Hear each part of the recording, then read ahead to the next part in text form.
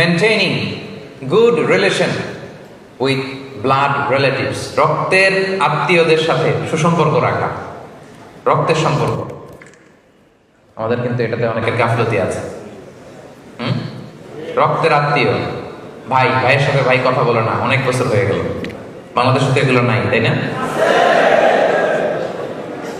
হ্যাঁ, অনেক।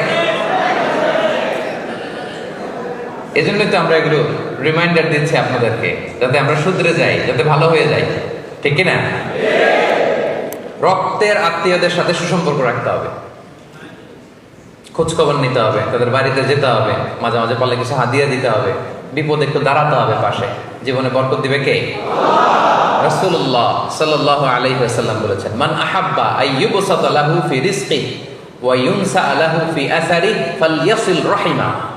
যে চায় তার রিজিকে বরকত হোক, যে চায় তার হায়াতে বরকত হোক, সেজন্য তার আত্মীয়তার সম্পর্ককে বজায় রাখে। চান আপনারা আপনার রিজিকে বরকত হোক? চান না আপনারা? আপনার হায়াতে বরকত হোক? চান না আপনারা? তাহলে আত্মীয়তার সম্পর্ককে বজায় রাখতে হবে। খোঁজ নেবেন, দেশের বাইরে যারা আছেন মাঝে মাঝে ফোন দিবেন, খোঁজ নেবেন, বিপদে পড়লে এগিয়ে যাবেন। আপনার জীবনটাকে বরকতময় করে দিবে কে?